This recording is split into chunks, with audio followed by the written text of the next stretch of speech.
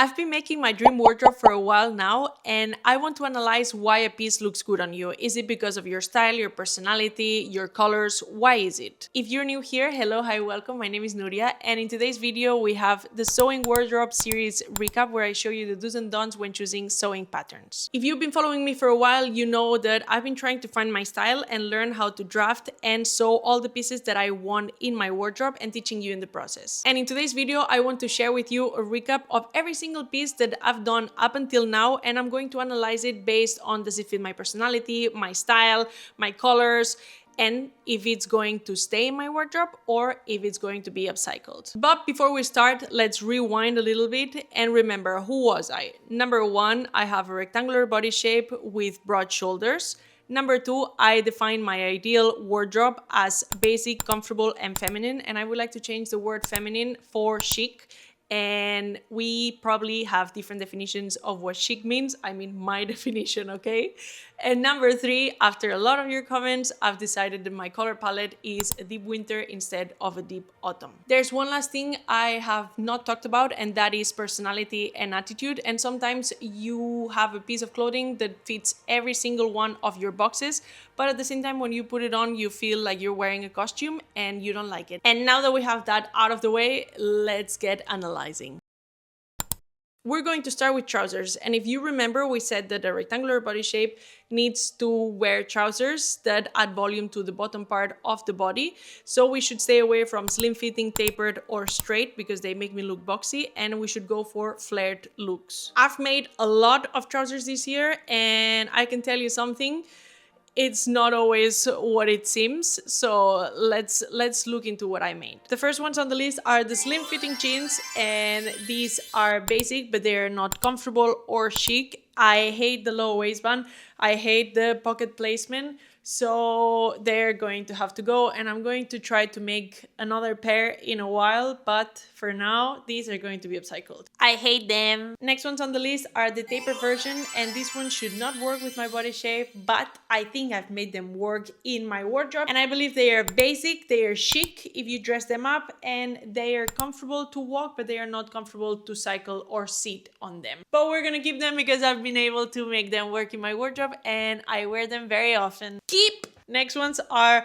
the straight jeans, and these I absolutely love. They are basic, they are comfortable, and they are chic. And these are comfortable because I use a trouser foundation, and it's just I can do whatever. I absolutely love them. This shape should not work for my body either because it should make me boxy, but because they're kind of drapey, they follow the silhouette of my legs and they don't make me look boxy. What do you think? I love them, so they're staying. Next are these flared pink trousers. The flare starts at knee, and I don't know where I was going with these ones. I absolutely hate them. I hate the low waist.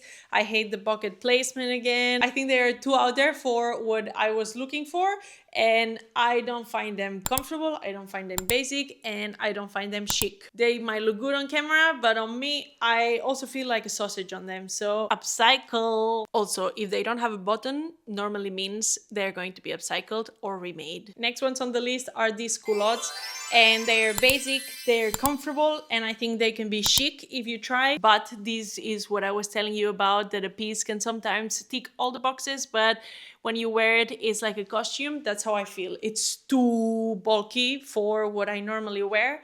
I feel weird. It's too bad because I really like all the details that they have. I really like the fabric, the pockets, the crossed belt loops. It even has a button. But sadly, they're gonna have to go. Next, we have these flared slacks with 4 panels instead of 2. And I absolutely love them. I think they're basic, they're comfortable, they are chic. I think they're perfect. The only problem is that when I made them, my slacks foundation was not fitted properly to my body, so then it has weird gaping here and weird extra fabric. Also, the fly was not constructed properly, and the seams are not strong enough, so when I cycle, they pull. And I also believe that the front crotch is too long. They also have a curved hem at the bottom to wear with my heels. So these are going to stay, but I'm going to be making them again because I absolutely love them. Next ones on the list are the split trousers, and I made one in dark blue and some white ones. They have a lower waistband with a side overlay, and a side zipper with side pockets.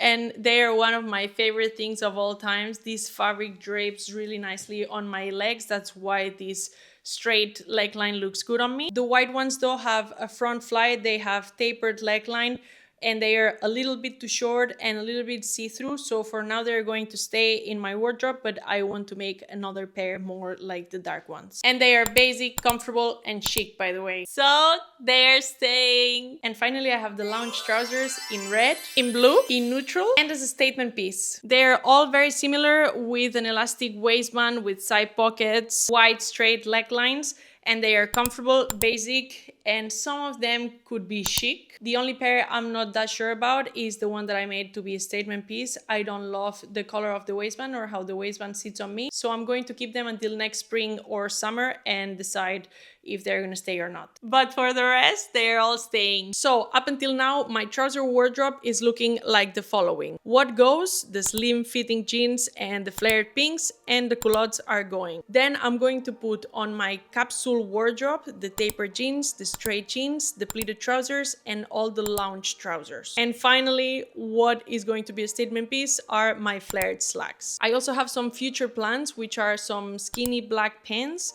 black straight jeans, flared elastic trousers, and I would also like a statement piece like a corduroy or a colorful piece. And for now we're gonna leave it here, but I love trousers, so we might be adding a little bit more.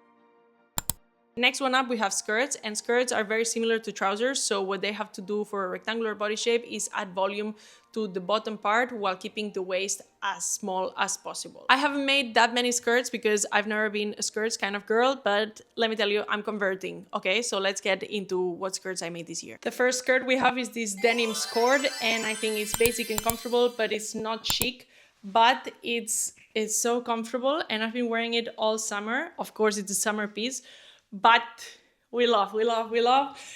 And the back is more trouser-like, but it is also staying. Next, we have this pleated skirt, and this was the skirt that made me fall in love with skirts because I absolutely love it. I think it's basic, comfortable, and chic, and I absolutely love it. I've been wearing it all summer long. The only thing is that I would like it to have some trousers below, because otherwise when there's a bit of wind, woo, you can see everything. But aside from that, perfect. So it is staying. Then we have this skirt. This skirt is also basic, comfortable, and chic. And at the beginning I wasn't sure about it, but then I absolutely fell in love with it. I want to shorten the hem, but it's going to stay at least until next summer. And finally on the list we have this bias cut silky skirt.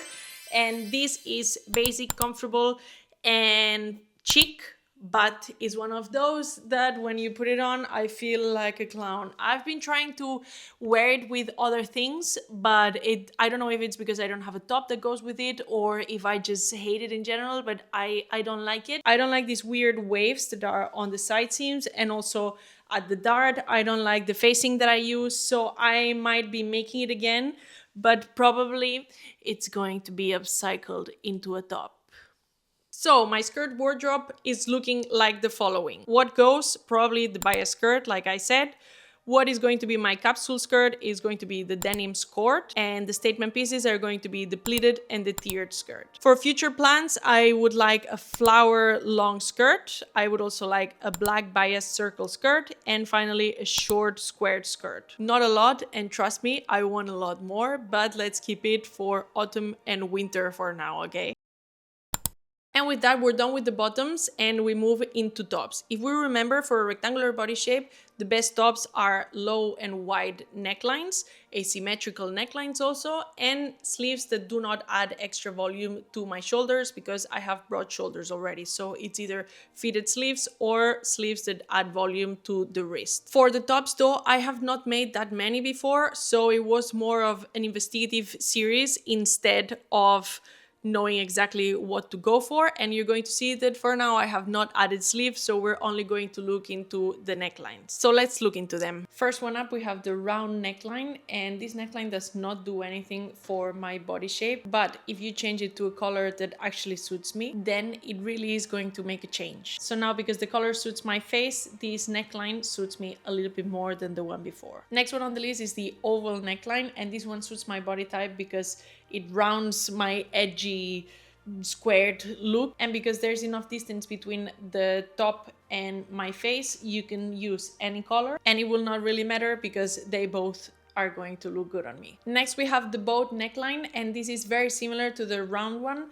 It should not work for my body type, but if we get the right color, the neckline suits me a little bit better. This is a neckline that actually surprised me and that I'm going to be making again. The only problem is that it needs a little bit more elasticity on the neckline because otherwise it creates a bag here. But I think it's really chic, so I'm going to be using it again. Next one up, we have the squared neckline, and this one should not work for my body type, but because I rounded the edges here, it looks way better and I am not as squared as if it actually was squared here. This neckline also surprised me and I really like it. So I'm going to be making it again for long sleeves. The next one on the list is the camisole neckline, and this one is the same as we said for the oval.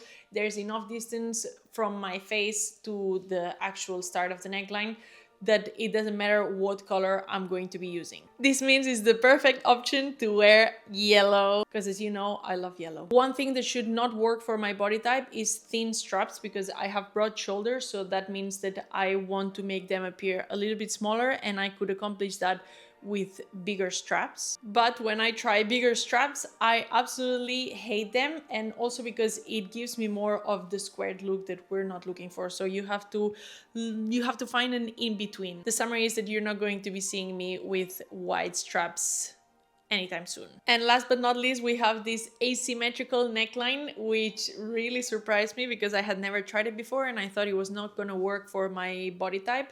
But because again, my shoulders are broad, this breaks down a little bit that structure and I really like it. So I think it works for me and I'm going to be using it again. As a summary, I'm going to keep every single top that you've seen, or I'm going to make it even better.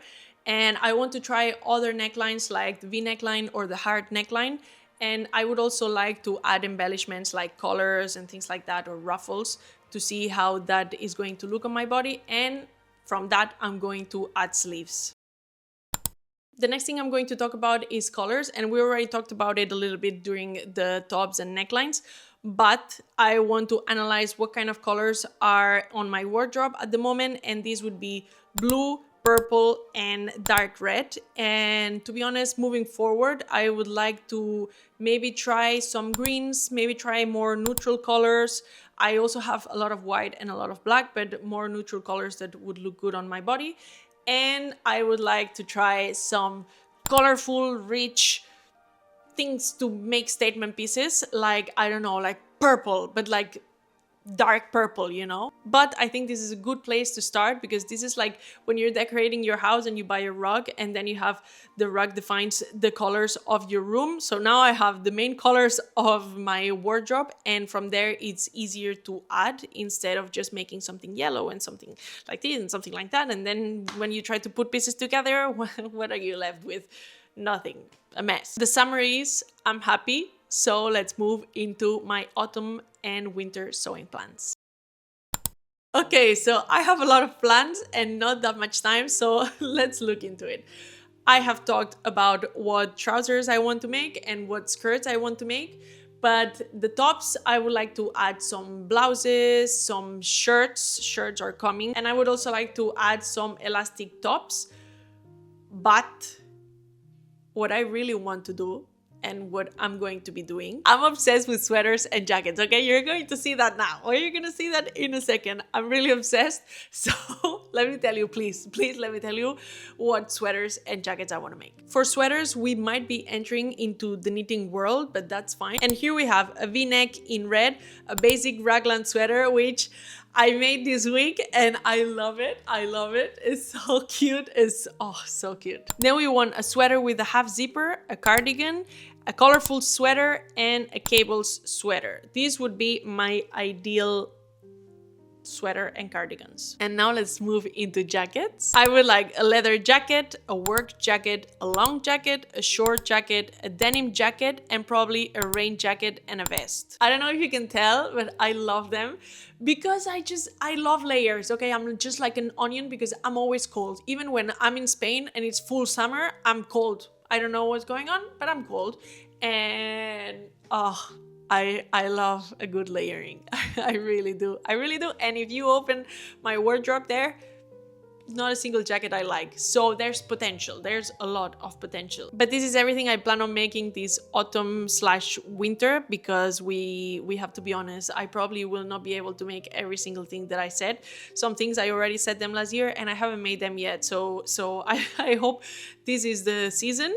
And otherwise next season is fine. I also want to say that I started with the basics because if I'm honest with you, I did not have any piece of clothing that I liked, or the things I had were 10 years old. So I had to start small, and we're going to be moving into statement pieces, I swear, at some point, but for now this is what we have. To all this, I want to add that I have never ever felt so much like myself. I'm so happy with my wardrobe. It's true that there's things that I want to add, but I wake up in the morning and I know what I want to wear, and I don't have many tops yet, so that I'm struggling with, but with my trousers and the sweaters, I'm very happy, and this has been a transformative journey, okay, for me. So I hope you do the same, because seriously, this is one of the best things that has ever happened to me. But that's everything for today, and as always, if you enjoyed it, you can like the video and subscribe, and if you want to see more day-to-day things, you can follow me on Instagram. My handle is _Nuriamo.